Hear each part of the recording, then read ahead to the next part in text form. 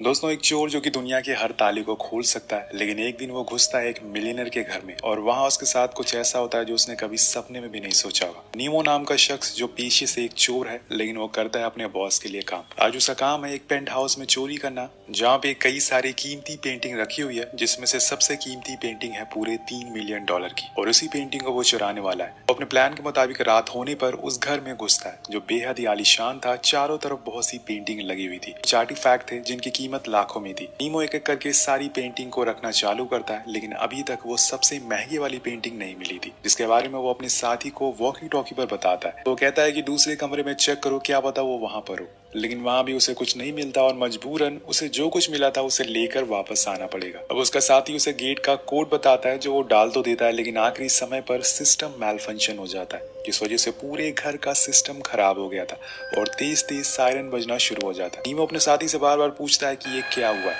लेकिन उसके पास कोई जवाब नहीं था और आखिर में वो कह ही देता है कि मैं अब कुछ नहीं कर सकता हूँ। अब हमारे हाथ में कुछ नहीं है, तुम्हें खुद वहां से बाहर निकलना पड़ेगा। अब नीमो को जेल नहीं जाना था, उसका एक परिवार भी है, लेकिन ये उसे चोरी करने से पहले सोचना चाहिए था। उसे समझ नहीं आ रहा था कि वो क्या करे। अब यहाँ उसे वो सायरन की आवाजें बहुत तंग कर रही होती है, इसलिए वो पहले तो उसे तोड़ता है और वापस से गेट के पास जाकर उसे चाकू से तोड़ने की कोशिश करता है, लेकिन ये गेट टूटने का नाम ही नहीं ले रहा था। शायद अंबुजा सीमेंट से बना हो और इसी चक्कर में साइड में लगे हाउस कंट्रोल डिवाइस में कुछ दिक्कत आ जाती है, जिस वजह से पूरे घर का टेम्परेचर बढ़ने लगता है और अब ठंडी हवा की जगह गर्म हवा आना शुरू हो गई थी। धीरे धीरे गर्मी बढ़ती जा रही थी। इन सबसे परेशान होकर नीमो चुपचाप एक जगह बैठ जाता है, क्योंकि अगर अब उसने कुछ और किया तो न जानिए घर में क्या क्या होने लगेगा। कुछ देर बाद उसका गला सूखने लगता है, तो वो पानी की तलाश में किचन की टैप ओपन करता है, लेकिन वहाँ पानी नहीं आ रहा था। तो वो फ्रिज ओपन करता है जहाँ पे कुछ खाने पीने का सामान था, लेकिन पानी की बोतल सिर्फ एक ही थी, जिसे वो पूरा पी जाता है और फिर दोबारा से आकर मेन गेट को खोदने लगता है। लेकिन कुछ देर बाद उसे पता चलता है कि गेट असल में लकड़ी का नहीं बल्कि स्टील का है। अब ये देखकर उसके होश उड़ जाते हैं, इसलिए वो ये काम भी छोड़ देता है और आकर एक बेड पर सो जाता है, जो कि घर के मालिक का था। वो सोने की बहुत कोशिश करता है, लेकिन उसे नींद ही नहीं आती। अब बीच बीच में वो अपने साथी को कनेक्ट करने की कोशिश भी करता है, लेकिन वहां से कोई भी बोल नहीं रहा था, क्योंकि सभी उसे छोड़कर चले गए थे। अब वो अकेला यहाँ पर बचा हुआ था। अब अगली सुबह वो सबसे पहले घर में रखे हुए लैंडलाइन फोन को चेक करता है, लेकिन वो भी बंद था। इसके बाद वो वहाँ पे जितने भी ड्रॉर थे उन्हें चेक करता है कि शायद उसे कुछ काम का सामान मिल जाए, लेकिन वहाँ भी उसे कुछ नहीं मिलता। अब इतनी देर में उसे टॉयलेट लग जाती है, तो वो करने के लिए चला जाता है, जहाँ पे उसे कुछ फेक फ्रूट रखे हुए मिलते हैं, जिन्हें वो विंडो पर खींच के मारता है, लेकिन कुछ नहीं होता, क्योंकि पूरा घर साउंड और बुलेट प्रूफ था, जिसमें कि अब नीमो अटक चुका है और इसी दौरान उसे जोर की प्यास भी लग जाती। लेकिन जो पानी उसे कल मिला था वो तो पूरा पी गया, यानी कि अब उसके पास पीने को कुछ नहीं है। वो स्विमिंग पूल के पास जाता है और उसके पानी को पीने का ट्राई करता है, लेकिन अगर वो पानी पीने लायक होता तो स्विमिंग पूल में क्यों होता। नीमो फौरन उसे मुंह से निकाल देता है, क्योंकि वो बहुत ही कड़वा था और अब यहाँ उसे पता चलता है कि उसके शरीर से बड़ी गंदी बदबू आ रही है। तो वो उसे पानी से खुद को साफ करता है और इसके बाद वो एक्वेरियम के पानी को पीने का ट्राई करता है, लेकिन वो भी बेकार था। देन वो टैप को ऑन करता है, वो भी कुछ नहीं था। यहाँ नीमो को अब गुस्सा आने लगा था और वो इरिटेट होने लगा था, लेकिन आखिर में उसके दिमाग में फ्रिज आती है, जिसमें से वो जमे हुए बर्फ को बाहर निकालता और उसे चूसने लगता है, जिससे उसे थोड़ी तो राहत मिलती है, लेकिन पूरी प्यास नहीं बुझती। कुछ देर बाद वो सारे बर्फ पिघल जाएंगे और तब नीमो क्या करेगा। अब वो घर के सारे फर्नीचर टेबल को लाकर एक जगह पर इकट्ठा कर देता है, क्योंकि उसके दिमाग में एक आइडिया आया था, क्यों ना वो घर की छत पर जाए और वहां से किसी मदद के लिए पुकारे। लेकिन वहां तक पहुंचना इतना आसान नहीं था, क्योंकि छत बहुत ही ऊंची थी और इतना सब ट्राई करने के बाद वो एक बार फिर जाकर उसी हाउस कंट्रोल सिस्टम को चेक करता है। क्या पता शायद घर का टेम्परेचर चेंज हो जाए, लेकिन कोई फायदा नहीं था। अब उसे प्यास के साथ साथ भूख भी लगी थी, तो वो एक फूड कैन को खोलने की कोशिश करता है, लेकिन उसी चक्कर में उसका हाथ पे कट लग जाता है, जिससे उसे काफी दर्द होता है। यहाँ उसके दिमाग में फिर से फ्रिज आती है, तो वो जाकर उसमें बर्फ ढूंढने लगता है, लेकिन अब बर्फ पिघल चुकी थी, इसलिए वो उस फ्रिज को ही चाटना शुरू करता है, ताकि जो कुछ बचा कुचा बर्फ था वो उसे खा सके। उसका बस चलता तो वो फ्रिज में ही बैठ जाता है, लेकिन उसकी मजबूरी है, वो उसमें फिट नहीं आएगा। इसी दौरान हम बाहर देखते हैं कि तेज बारिश हो रही है, लेकिन अफसोस नीमो ना तो बाहर जा सकता और ना ही वो पानी को पी सकता है। वो बस वहीं बैठा रहता है। अब उसके पास कोई काम नहीं था, इसलिए वो घर को एक्सप्लोर करने लगता है कि शायद उसे कोई सीक्रेट दरवाजा मिल जाए, पर उसी दौरान उसे पानी की आवाज आती है। वो फौरन बाहर आता और देखता है कि ये पानी तो असल में प्लांट शार से आ रहा है। तो वो फौरन उसके पास जाके बैठ जाता और जी भर कर उसे पीता, लेकिन एक समय के बाद वो पानी बंद हो जाता और उसे मजबूरन वहां से उठना पड़ता। लेकिन कल वो फिर से इस पानी का वेट करेगा और इस बारी वो उसे स्टोर भी कर लेगा, ताकि वो पीने के काम आ सके। अब धीरे धीरे करके उस घर का टेम्परेचर और ज्यादा बढ़ने लगता है, इसलिए वो अपने सारे कपड़े और उतार देता है, क्योंकि गर्मी बहुत बढ़ गई थी, जिसके बाद जितने बचे हुए फर्नीचर थे वो उन्हें इकट्ठा करने लगता है ताकि वो उसे छत तक पहुंच सके, और इस बारी वो ऐसा करने में सफल भी हो जाता है। वो छत को देखकर पता चलता है कि आखिर यहाँ से कैसे बाहर निकला जा सकता है, पर उसके लिए उसे कुछ स्क्रू ड्राइवर की जरूरत पड़ेगी। और इसी दौरान उसकी नजर घर में लगे टीवी पर पड़ती है, जहाँ पर सीसीटीवी फुटेज आ रही थी जिसमें एक मेड बाहर झाड़ू लगा रही थी।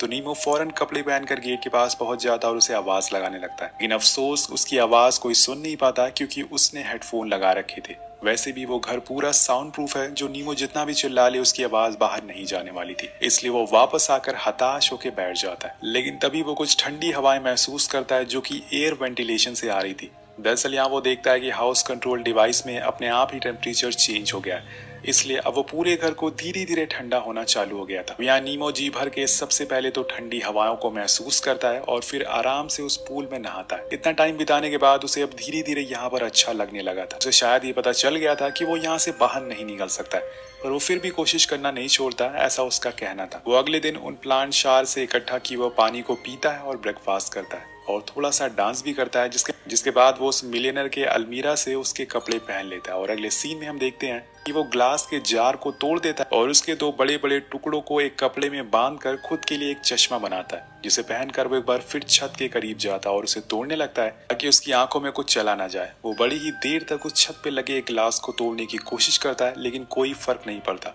और तब उसके पास के इस सीमेंट को हटाना शुरू करता है, लेकिन वो भी बहुत ज्यादा मजबूत थी, इसलिए वो थक कर फिर से नीचे आ जाता है। एक मिलियनर का घर था तो सिक्योरिटी तो दोस्तों टॉप नॉच होने वाली थी। अब इन सब से थक कर वो अपने लिए कॉफी और पास्ता बनाने लग जाता है। अब आप सोच रहे होंगे कि अगर ये सब कुछ बना सकता है खाने में तो दिक्कत क्या है। तो दोस्तों ऐसा कुछ नहीं है, नीमो सिर्फ पानी में पास्ता बना रहा था और ठंडे पानी में कॉफी बना रहा था।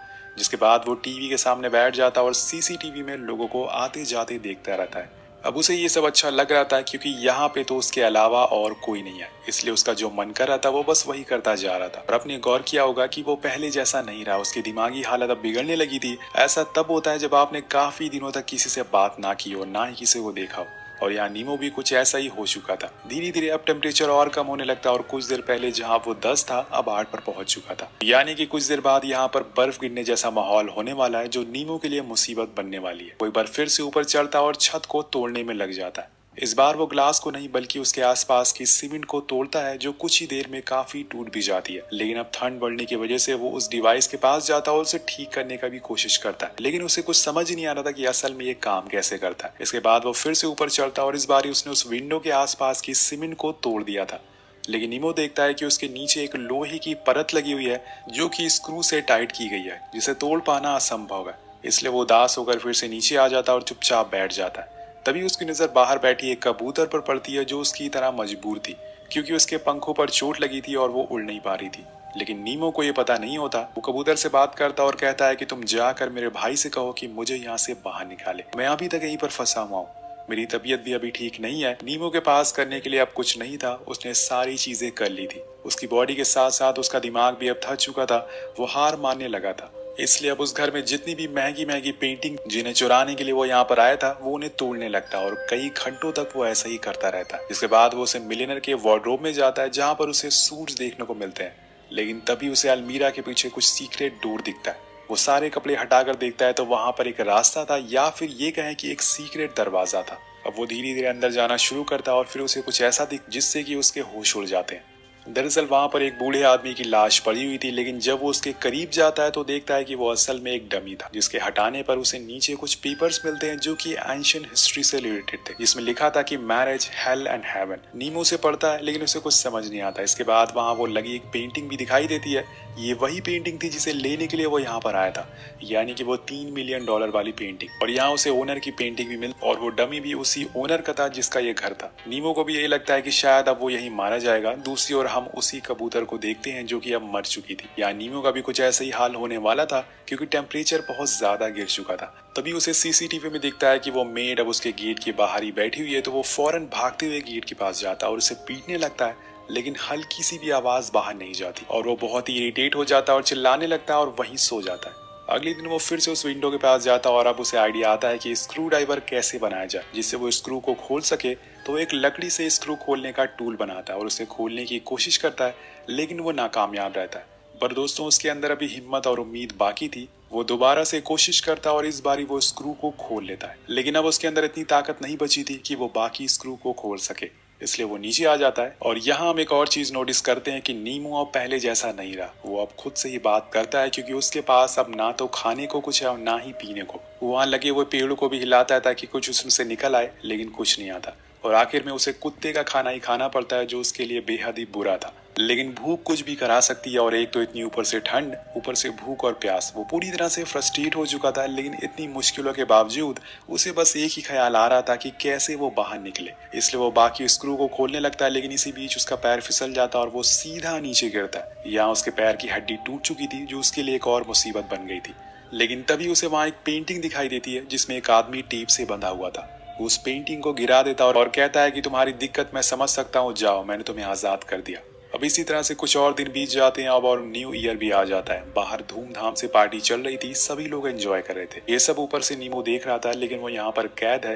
तभी उसे कुछ विजन आने लगते हैं, जैसे कि वो मेड उसके पास आ गई है और उसने नीमो को आजाद कर दिया। उसी पल उसकी नजर ऊपर लगे फायर अलार्म पर पड़ती है, जिससे कि उसे एक और आइडिया आता है। अगर वो इस फायर अलार्म को ऑन कर दे तो वो पानी पी सकता है। वो कुछ पेपर्स को इकट्ठा करता है और अगले दिन जब विंडो से सनलाइट अंदर आती है तो उसकी मदद से वो आग जला देता है और फिर उस पेपर को ले जाकर उस फायर अलार्म के पास रख देता है, जिसे अलार्म बजने लगता है और पूरे घर का शार सिस्टम ऑन हो जाता है। चारों तरफ सायरन बजने लगता है, पानी गिरने लग जाता है। लेकिन यहाँ भी वही होता है जो हर बार होता है। पूरे घर में पानी भर गया था, लेकिन अब बाहर किसी को कानो कान खबर तक नहीं थी अंदर क्या हो रहा है। और नीमो को अब समझ आ गया था कि वो गरीब ही ठीक था, कम से कम उसके आसपास वाले लोग उसकी फिक्र तो करते थे। ये अमीर लोग जो होते हैं ये अपने में ही मस्त होते हैं, इन्हें कुछ फर्क नहीं पड़ता कि उनके साइड वाला पड़ोसी कैसी हालत में है। अगर ऐसा होता तो आज वो बच जाता। सीन शिफ्ट होता है और हम 1.5 महीने बाद का समय देखते हैं, जहाँ पे नीमो अब बहुत ही कमजोर हो चुका है। बाहर बर्फ गिर रही है, मतलब ठंड का मौसम आ चुका है। लेकिन अब नीमू ने सारे स्क्रू को खोल लिया। अब वो बाहर जाने वाला है, लेकिन उससे पहले वो घर की दीवारों पर कुछ बातें लिखता है, जिसमें वो इस घर के मालिक से कहता है कि मैंने आपके पूरे घर को बर्बाद कर दिया, जिसके लिए मैं आपसे माफी मांगता हूँ।